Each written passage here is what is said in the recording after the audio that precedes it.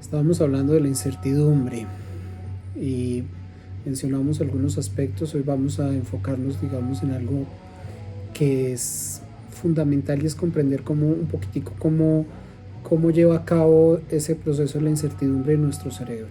Pues bien, nuestro cerebro tiene una capacidad que se llama una capacidad autoorganizacional. Es decir, nuestro cerebro siempre está buscando cómo le encuentra un sentido a las cosas. Nuestro cerebro siempre está organizando todo para encontrar un sentido. Bien, encontrar un sentido para el cerebro significa básicamente dos elementos. Uno, que pueda entrar a definir, y dos, que pueda encontrar una dirección. Si define, significa que utiliza patrones que él ya conoce y puede establecer y aclarar qué está sucediendo. Si encuentra un sentido, él puede saber hacia dónde se dirige. Dicho de otra manera, nuestro cerebro todo el tiempo está buscando anticipar las cosas. ¿Y por qué está buscando anticipar las cosas? Es sencillo. Él busca anticipar porque lo que el cerebro entiende es que si anticipa las cosas puede sobrevivir. Y de esta manera está obedeciendo, digamos que a la gran regla biológica que parte desde los organismos, desde las células, y es sobrevivir. Entonces, en la medida en la cual él sabe qué va a suceder, él puede anticipar, va a encontrar un equilibrio y la función de ese equilibrio es sencillamente vamos a sobrevivir. Bien, para que esto suceda, el cerebro lo que está haciendo es básicamente entender la realidad que está pasando, tratando de salir de la ambigüedad y construyendo o confirmando sistemas de creencias. Entonces, si él puede entender lo que está pasando, digamos que él obtiene una respuesta a sumar las cosas que tiene y eso tiene una lógica, o sea, le encuentra una lógica a lo que está sucediendo. Salir de la ambigüedad significa que en un momento dado las cosas no empiezan a ponerlo en situaciones que él no entiende y que lo hacen sentir medianamente desequilibrado. Y cuando hablamos de los sistemas de creencias, digamos que si empata con informaciones que ya vienen en su interior, si él se va hacia atrás y empata con eso, entonces confirma algo que creyó, algo que le dio el medio como información y lo confirma. Sino elabora un nuevo sistema de creencias, construye una nueva, entre comillas, hipótesis, en teoría, como quieran llamarla, pero basado siempre en esos dos tipos de informaciones. Ahora, reiteramos que para esto el cerebro utiliza dos cosas fundamentales y es lo que le dicen los sentidos y lo que él tiene guardado en su memoria. Entonces, el cerebro fundamentalmente, si nosotros lo traducimos a otro tipo de lenguaje, lo que está haciendo es tratando de predecir para controlar. Ahora, si él predice y logra controlar, entonces sus pasos, entre comillas, se van a mover con seguridad. Y esto es interesantísimo porque esto es lo que hace que a la mayoría de las personas en un momento dado se les despierte el interés por cosas que les anticipe qué va a suceder.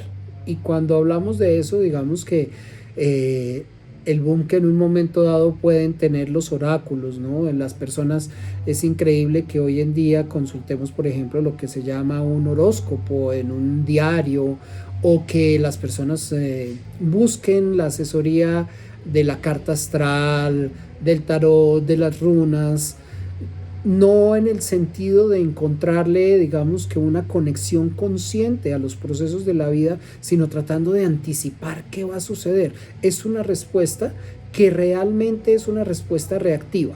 Si pudiésemos ponerlo en otras palabras, podríamos decir que esto es un reflejo del cerebro. Entonces, el cerebro siempre va a buscar completar, siempre el cerebro va a buscar poder definir de dónde venimos, para dónde vamos. Entonces, desde ese sentido, el cerebro está siendo totalmente reactivo. Bien.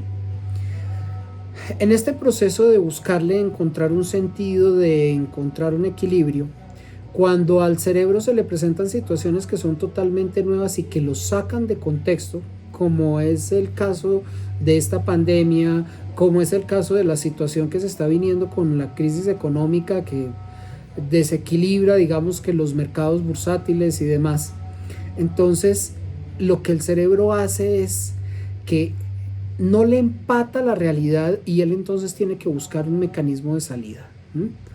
En ese mecanismo de salida, digamos que el cerebro hace dos cosas. Uno, registra las cosas como si fueran un error.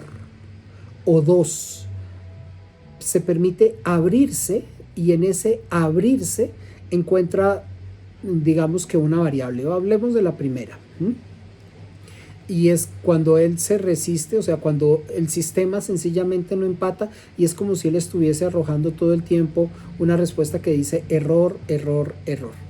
El cerebro en ese espacio de autoorganización lo que va a hacer es tratar de completar cosas, tratar de hacer su tarea. Nuestro cerebro siempre está buscando completar. Entonces, si nosotros vemos, por decir algo, un rompecabezas que está siendo armado y le hace falta una pieza, inmediatamente el cerebro responde en automático tratando de buscar la pieza y ponerla. Si uno dice las vacas dan, es como si el cerebro en automático respondiera leche, ¿no? Si uno dice, digamos, el sonido C y se señala el oído, él prácticamente va a decir en automático escucha, porque él siempre está tratando de completar.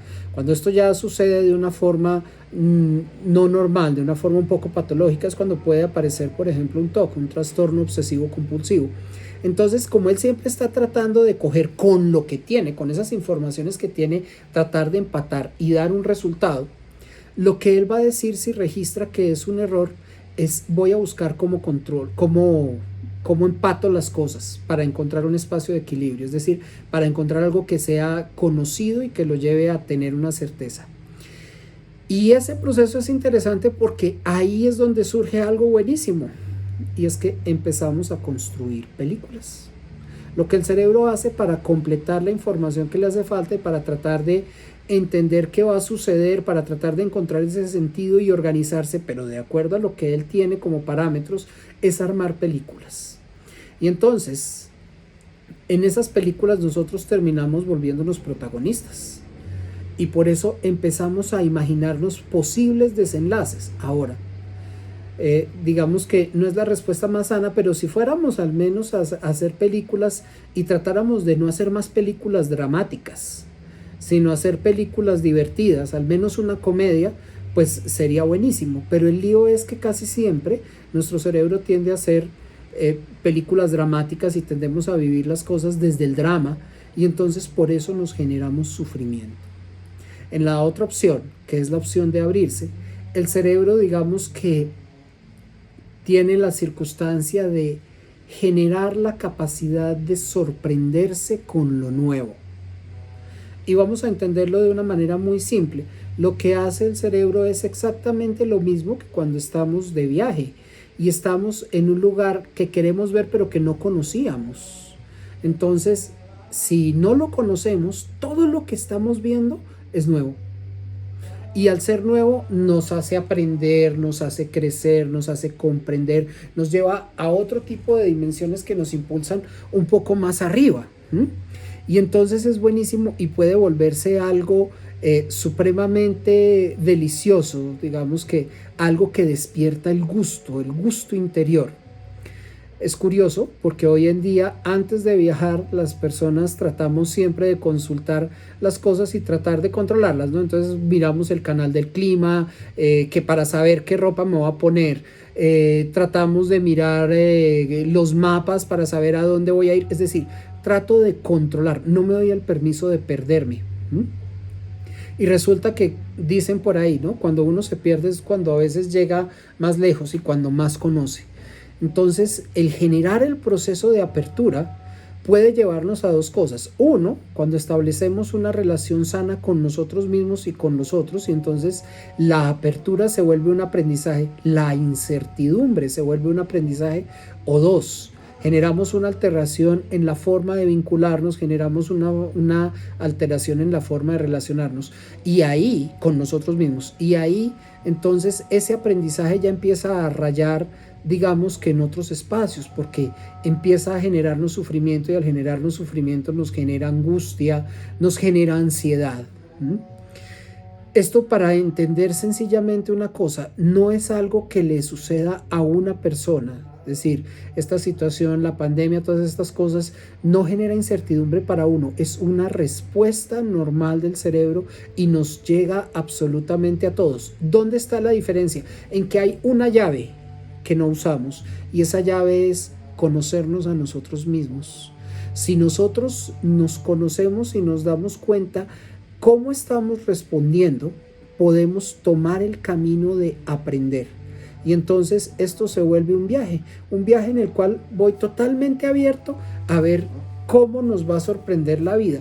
Así nos esté sorprendiendo con todos los juguetes, como decimos, que nos está sorprendiendo en este momento, pero nos damos el permiso de aprender.